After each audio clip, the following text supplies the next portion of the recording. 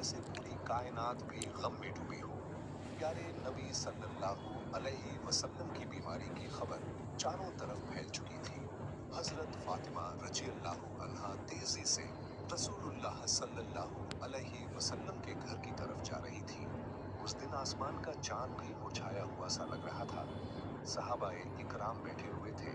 किसी की आंखों में आंसू थे, किसी का दिल पत्थर की तरह भारी हो चुका था। कोई कुछ कह नहीं पा रहा था, बस खामोशी में हल्की हल्की सिसकियां सुनाई दे रही थीं।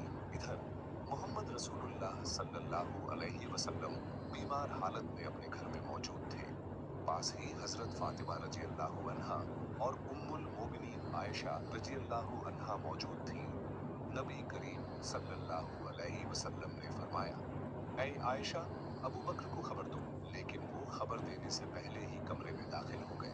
नबी करीम सल्लल्लाहु अलैहि वसल्लम ने फरमाया, ऐ अबू बकर, मैं तुम्हारे पास एक अमानत छोड़कर जा रहा हूँ। मेरे सहाबा का खास ख्याल रखना। ये बातें हो ही रही थीं कि अचानक घर का माहौल बदल गया। एक अजीब सा नूर घर के आसपास फैलने लगा। हजरत आयशा रजी अल्लाह अन्हा हैरान होकर इधर उधर देखने लगी। घर के बाहर एक हसीन व जमील शख्सियत खड़ी थी। नबी करीम सल्लल्लाहु अलैहि वसल्लम ने फरमाया, दरवाजे के बाहर कौन है? ऐ फातिमा, दरवाजा खोलो। हजरत फातिमा रजी अल्लाह अन्हा ने अर्ज किया, या रसूल अल्लाह, मैं उन्हें पहचान नहीं पा रही।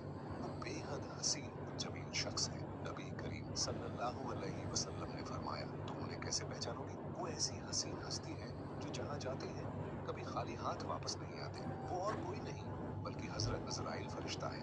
ये सुनते ही हजरत फातिमा रजी अल्लाह अन्हा की आंखों से आंसू बहने लगे।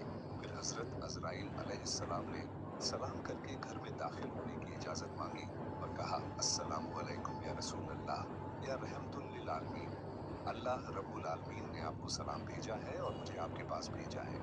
या रसूल अल्लाह, अगर आप इजाजत दें तो ही रूह कब्ज करूंगा, वरना वापस चला जाऊंगा। आप जितने दिन चाहें इस दुनिया में रह सकते हैं। तब नबी करीम सल्लल्लाहु अलैहि वसल्लम ने फरमाया, ऐ अजराइल, मेरा तो अल्लाह से एक बात कहना बाकी है। अजराइल अलैहिस्सलाम ने पूछा, या रसूल अल्लाह, कौन सी बात बाकी है? नबी करीम सल्लल्लाहु अलैहि वसल्लम ने फरमाया, मेरा भाई जिब्रील कहाँ है? मैं उससे मुलाकात करना चाहता हूँ। उस वक्त हजरत जिब्रील अलैहिस्सलाम पहले आसमान पर थे। ये सुनते ही फौरन रसूलुल्लाह सल्लल्लाहु अलैहि वसल्लम के घर में दाखिल हो गए। कमरे के अंदर नूर की रोशनी फैल गई और उस नूर के बीच में हजरत जिब्रील अलैहिस्सलाम खड़े थे। उन्होंने अर्ज किया, या रसूल अल्लाह, ऐ अल्लाह के पैगंबर, आप क्यों रो रहे हैं? मोहम्मद रसूलुल्लाह सल्लल्लाहु अलैहि वसल्लम ने फरमाया, ऐ भाई जिब्रील, मैं इसलिए रो रहा हूँ कि जब मैं इस दुनिया से चला जाऊंगा, मेरे गुनहगार उम्मतियों का क्या होगा? तुम मेरे रब से जाकर इसका हाल मालूम करो।